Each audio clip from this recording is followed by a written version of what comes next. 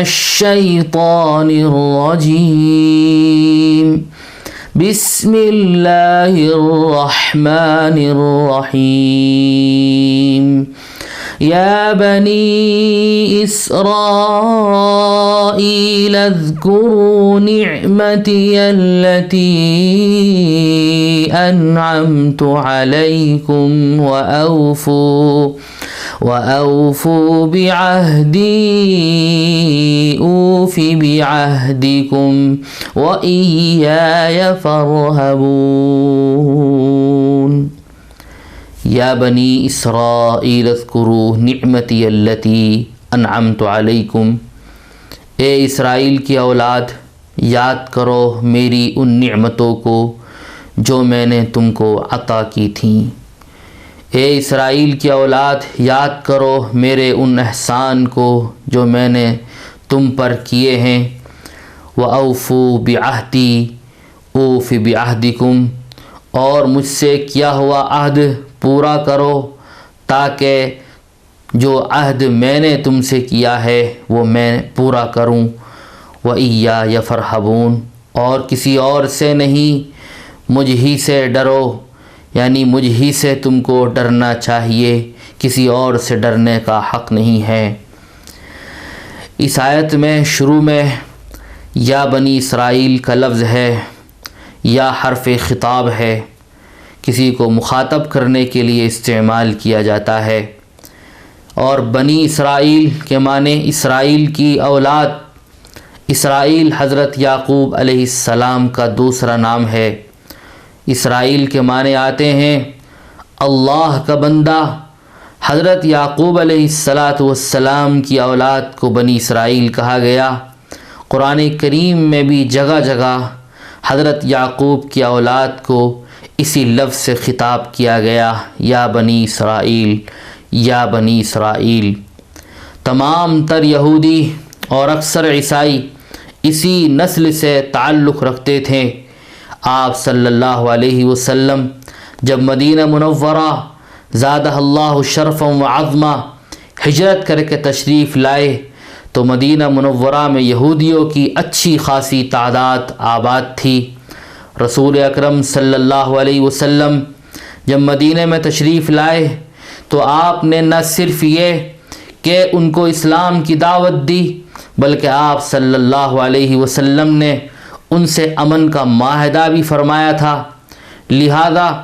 اس مدنی صورت میں یہ جو آیت آپ کے سامنے پیش کی گئی ہے، اس آیت سے آیت نمبر 143 تک مسلسل بنی اسرائیل کا تذکرہ ہے، جس میں انہیں اسلام کی دعوت بھی دی گئی ہے، اور ان کو نصیحت کرنے کے ساتھ ساتھ ان کی جو بدعنوانیاں تھیں، بد اخلاقیاں تھیں، ان کے جو مفاسد تھے، ان کے اندر جو پھیلی ہوئی برائیاں تھیں، ان پر بھی ان کو متنبہ کیا گیا ہے۔ شروع میں ان کو یاد دلایا گیا ہے کہ اللہ نے ان کے اوپر کیسے کیسے انعامات فرمائے تھے۔ اس کا تقاضا یہ تھا کہ وہ اللہ کے شکر گزار ہو کر اس عہد کو پورا کرتے جو اللہ نے ان سے لیا تھا۔ وہ عہد کیا تھا جو اللہ نے ان سے لیا تھا؟ توریت کے اندر اللہ نے ان سے عہد لیا تھا کہ توریت کے احکام پر پوری طرح عمل کرو گے، من وعن، جس طرح سے اللہ نے جو حکم دیا ہے بعینہ ہی اس کو اسی طرح بجا لاؤ گے۔ اور اسی کے ساتھ ساتھ توریت کے اندر جو تم سے ایک عہد لیا گیا ہے کہ نبی آخر الزماں آئیں گے اور دیگر انبیاء علیہم السلام ان سے پہلے آئیں گے، جو نبی تمہارے سامنے آئے گا تم ان کی نبوت کا، رسالت کا اقرار کرو گے اور ان کو مانو گے، اور جو وہ تمہیں حکم دیں گے ان کے حکم کے اوپر عمل کرو گے۔ جب انبیاء علیہم السلام بنی اسرائیل میں آئے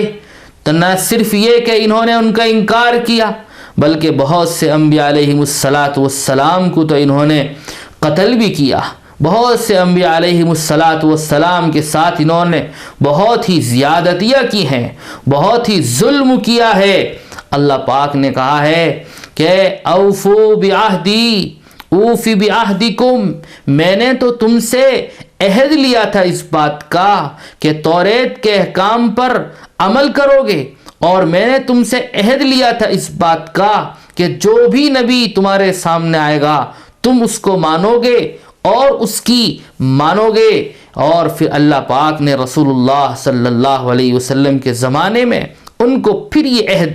یاد دلایا، اوفو بعہدی، کہ میرا عہد ہے، مجھ سے تم نے ایک عہد کر رکھا ہے، اور پھر میں نے بھی تم سے ایک عہد کر رکھا ہے کہ میں تمہیں کامیاب کر دوں گا، سرخ رو کر دوں گا، اور ہر اعتبار سے تمہیں ہی عزت ملے گی، دنیا کے اندر بھی تم باعزت رہو گے اور آخرت کے اندر بھی تم کامیاب اور سرفراز رہو گے۔ اوفی بعہدکم، اور پھر میں اپنا عہد تمہارے ساتھ پورا کروں گا۔ وَإِيَّايَ فَارْهَبُونَ، اور تم کو مجھ ہی سے ڈرنا ہے۔ اصل میں حق کو قبول کرنے کی صورت میں انہیں اپنے ہم مذہب لوگوں کا یہ ڈر تھا کہ کہیں وہ ان سے بدظن نہ ہو جائیں اور بدظن ہو کر ان کو قوم سے نکال نہ دیں، دشمن نہ ہو جائیں۔ اس لیے اللہ پاک نے فرمایا، اور ان دونوں آیتوں کے جو اس کے بعد بھی آیت آ رہی ہے، دونوں آیتوں کے آخر میں اللہ نے فرمایا کہ مخلوق سے ڈرنے کے بجائے انہیں صرف اللہ ہی سے ڈرنا چاہیے، اللہ کے سوا کسی اور کا خوف اپنے دل میں نہیں رکھنا چاہیے۔ وآمنوا بما أنزلت مصدقا لما معكم ولا تكونوا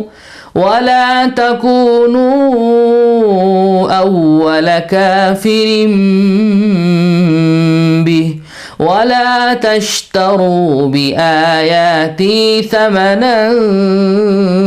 قليلا وإياي فاتقون۔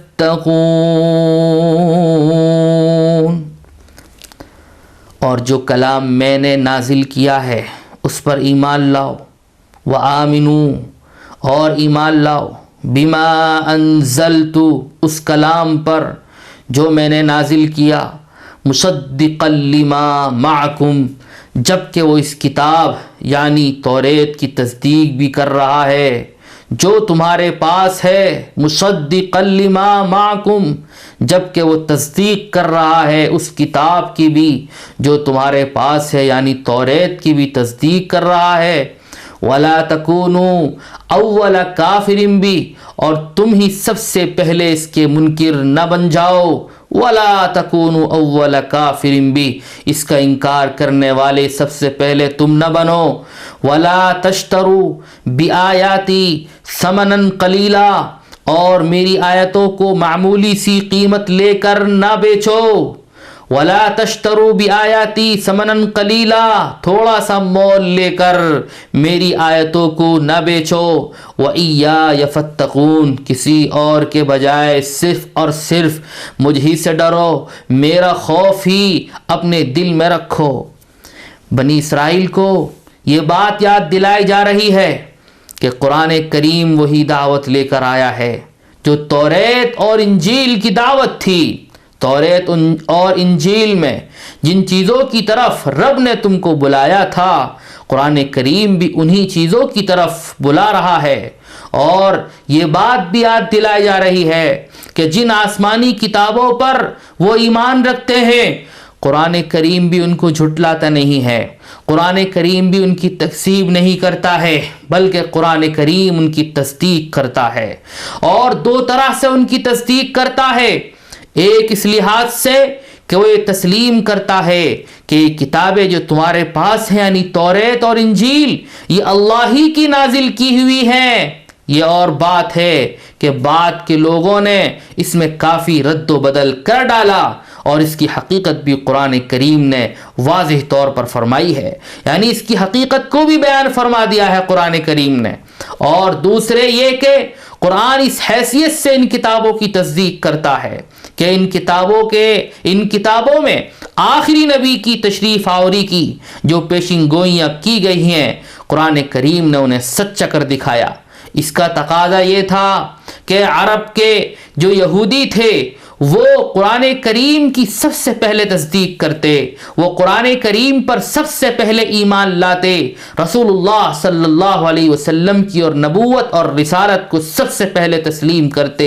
لیکن ایسا دیکھا نہیں گیا، ہوا یہ کہ عرب کے بت پرست جو کفر اور شرک کے اندر بہت ہی آگے نکلے ہوئے تھے، وہ جوق در جوق اسلام کے اندر داخل ہونے لگے، بہت تیزی کے ساتھ، تیز رفتاری کے ساتھ اسلام سے وابستہ ہونے لگے۔ اس رفتار سے یہودی اسلام سے وابستہ نہ ہوئے، اس لیے یہ کہا گیا کہ گویا بنی اسرائیل قرآن کی تکذیب کرنے میں پیش ہیں، اور قرآن نے کہا تم ہی سب سے پہلے اس کے منکر نہ بن جاؤ۔ بعض یہودیوں کا یہ بھی طریقہ تھا کہ وہ رشوت لے لے کر توریت کی تشریح عام لوگوں کی خواہشات کے مطابق کر دیا کرتے تھے، اور بعض اوقات توریت کے اندر جو اللہ کے نازل کردہ احکام ہیں ان کو چھپا لیا کرتے تھے۔ اس کو اللہ پاک نے اگلی آیت میں بیان فرمایا ہے،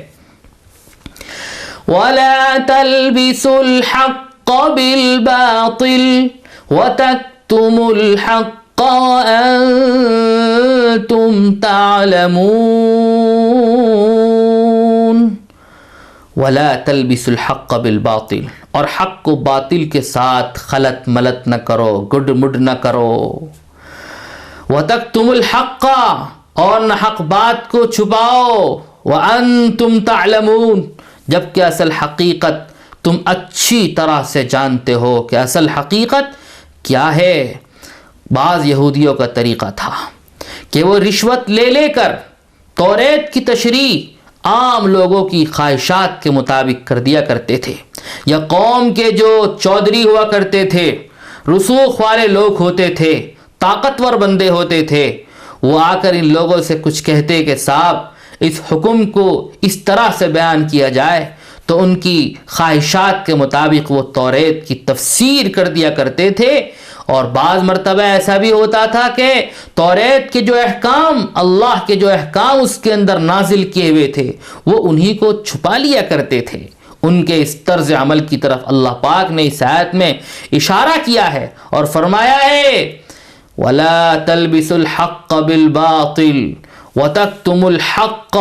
وَأَنْتُمْ تَعْلَمُونَ، کہ تم لوگ حق کو باطل کے ساتھ خلط ملط نہ کرو، وَتَكْتُمُوا الْحَقَّ، اور حق کو نہ چھپاؤ، وَأَنْتُمْ تَعْلَمُونَ، حالانکہ تم اچھی طرح سے جانتے ہو حق کیا ہے اور باطل کیا ہے۔ وَأَقِيمُوا الصَّلَاةَ وَآتُوا الزَّكَاةَ وَارْكَعُوا مَعَ الرَّاكِعِينَ، اور نماز قائم کرو اور زکوٰۃ ادا کرو اور رکوع کرنے والوں کے ساتھ رکوع کرو۔ یہاں پر اللہ پاک نے یہ حکم دیا ہے نماز قائم کرو، زکوٰۃ بھی دو، اور رکوع کرنے والوں کے ساتھ رکوع بھی کرو۔ مطلب اس کا یہ ہے کہ کامل ایمان والے بن جاؤ، اسلام کے اندر کامل طور پر داخل ہو جاؤ۔ اسلام کے اندر کامل طور پر داخل ہونے کے لیے ضروری ہے کہ اسلام کے اندر جب انسان آ جائے تو اسلام کے جتنے احکام ہیں ان تمام پر عمل پیرا ہو جائے، جن میں سے ایک اہم حکم اسلام لانے کے بعد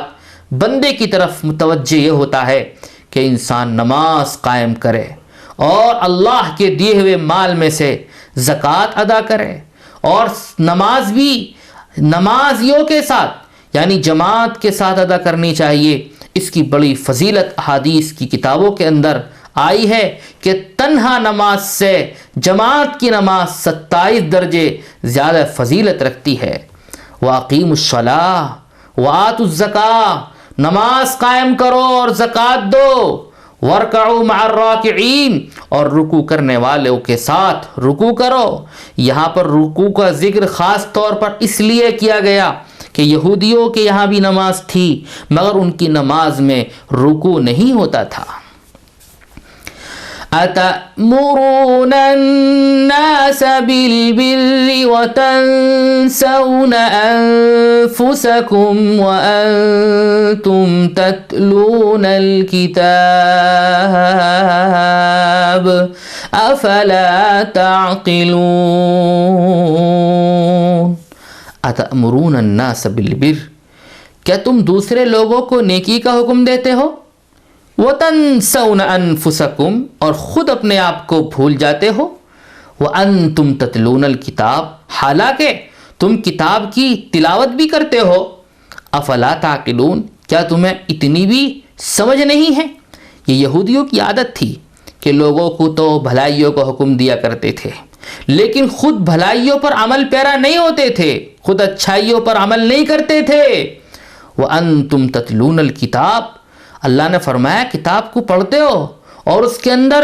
ہر طرح کا حکم، یعنی انسانی فائدے کے متعلق، انسانی ضرورت کے تعلق سے جو چیزیں اہم ہیں وہ تمام باتیں اس کے اندر بیان کی گئی ہیں اور عمل کرنے ہی کے لیے بیان کی گئی ہیں۔ لیکن عجیب بات یہ ہے کہ تم لوگ خود عمل نہیں کرتے ہو، دوسرے کو تو بتاتے ہو کہ یہ ہے، یہ صحیح ہے، یہ غلط ہے، لیکن تم لوگ صحیح باتوں پر اور بھلائیوں پر اور نیک کاموں کی طرف نہیں آتے ہو۔ اللہ نے کہا افلا تعقلون، تمہیں عقل رکھنی چاہیے، یعنی تمہیں اس طرح سے نہیں کرنا چاہیے، خود بھی عمل کرنا چاہیے اچھی باتوں پر، نیک باتوں پر، اور دوسروں کو بھی آمادہ کرنا چاہیے۔ وَاسْتَعِينُوا بِالصَّبْرِ وَالصَّلَاةِ وَإِنَّهَا لَكَبِيرَةٌ إِلَّا عَلَى الْخَاشِعِينَ الَّذِينَ يَظُنُّونَ أَنَّهُمْ مُلَاقُو رَبِّهِمْ وَأَنَّهُمْ إِلَيْهِ راجعون۔ وَاسْتَعِينُوا بِالصَّبْرِ وَالصَّلَاةِ، اور صبر اور نماز کے ذریعے سے مدد حاصل کرو۔ وَإِنَّهَا لَكَبِيرَةٌ إِلَّا عَلَى الْخَاشِعِينَ، نماز بھاری ضرور معلوم ہوتی ہے، بے شک یہ نماز لکبیرہ بھاری ضرور ہے، إِلَّا عَلَى الْخَاشِعِينَ مگر ان لوگوں کو نہیں جو خشوع سے پڑھتے ہیں، یعنی دھیان اور عاجزی کے ساتھ جو پڑھتے ہیں۔ الذین یظنون انہم ملاقو ربہم، جو اس بات کا خیال رکھتے ہیں کہ انہم ملاقو ربہم، کہ وہ اپنے پروردگار سے ملنے والے ہیں، وانہم الیہ راجعون، اور ان کو اسی کی طرف لوٹ کر جانا ہے۔ اللہ پاک نے کہا کہ دیکھو صبر اور صلاۃ یعنی نماز، ان کے ذریعے سے مدد حاصل کرو، اور پھر فرمایا کہ یہ نماز اگرچہ بھاری لگتی ہے، بھاری معلوم ہوتی ہے اور انسان جلدی سے نماز کی طرف نہیں آتا ہے، لیکن جن لوگوں کے اندر خشوع ہے، جو لوگ خشوع اور خضوع سے، دھیان سے اور عاجزی کے ساتھ میں نماز پڑھتے ہیں جیسے کہ نماز کو پڑھنے کا حق ہے، فرمایا ان کے اوپر بھاری نہیں ہے۔ لہذا نماز پڑھو اور اس طرح سے نماز پڑھو جیسے خاشعین پڑھتے ہیں، خشوع اور خضوع والے پڑھتے ہیں، دھیان اور عاجزی کے ساتھ میں نماز پڑھتے ہیں، تو پھر اس کے ذریعے سے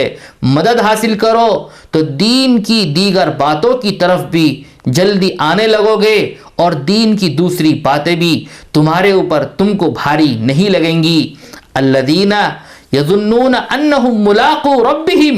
وانہم الیہ راجعون، یہ خاشعین کی صفت بیان کی گئی ہے کہ نماز ان لوگوں کو بھاری نہیں لگتی ہے جو خشوع والے ہیں اور جو اس بات کا خیال رکھتے ہیں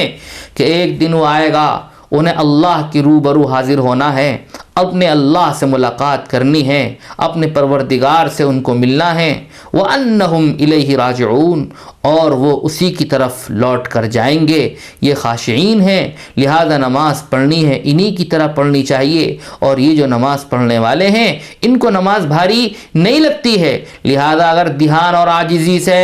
تم لوگ بھی نماز پڑھو گے تو پھر نماز کا جو فائدہ ہے وہ تم کو مل کر رہے گا، اور دین کی کامل دین کی طرف آنے میں جو چیز رکاوٹیں بنی ہوئی ہیں وہ رکاوٹیں اور وہ تمام چیزیں ساری کی ساری ختم ہو جائیں گی۔